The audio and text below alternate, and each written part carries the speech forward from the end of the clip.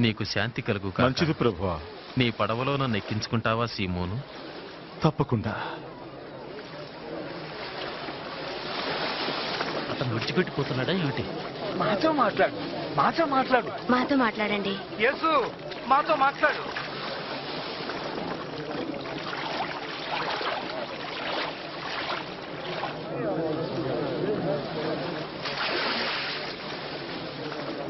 ప్రార్థన చేయుటకై ఇద్దరు మనుషులు దేవాలయానికి వెళ్లారు.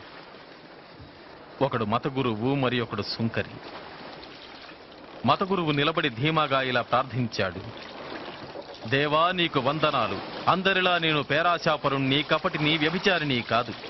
ఈ సుంకరి వలె నేను లేనందుకు నీకు కృతజ్ఞతాస్తుతులు చెల్లిస్తున్నాను. వారానికి 2 సార్లు ఉపవాసం ఉంటూ నా రాబడిలో 1/10 వంతు చెల్లిస్తున్నాను. కానీ సుంకరి దూరంగా నిలబడి ఆకాశం వైపు కనులెత్తే ధైర్యం కూడా లేక తన రొమ్ములు కొట్టుకునుచు, దేవా, పాపినైన నన్ను కరుణించు అన్నాడు. ఇంటికి వెళుతూ వీరిరువురిలో ఎవరు దేవునితో సరైన సంబంధం కలిగి వెళ్లారు? మత గురువా? కాదు, సుంకరే.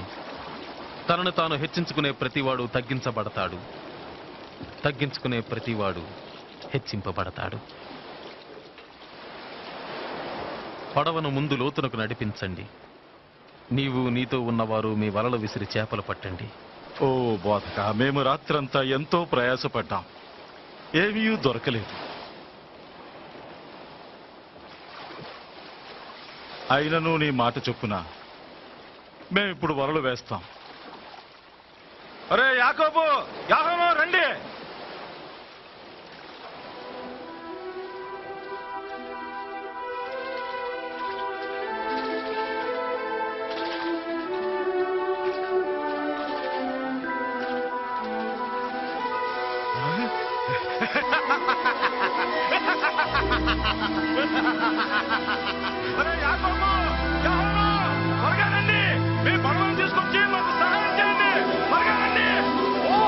మేము లాగలేకపోతున్నాం, మాకు విశాలంగా చేపలు పడ్డాయి.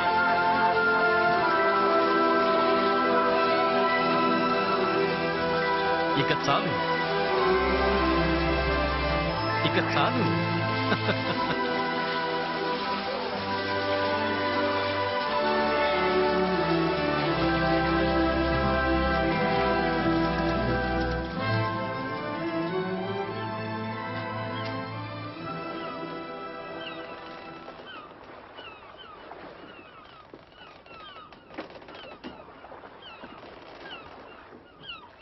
నేను పాపాత్ముడు ప్రభువా, నన్ను విడిచిపెట్టి వెళ్ళిపో. భయపడకుమి, ఇక నీవు మనుషులను పట్టేవాడవవుతావు.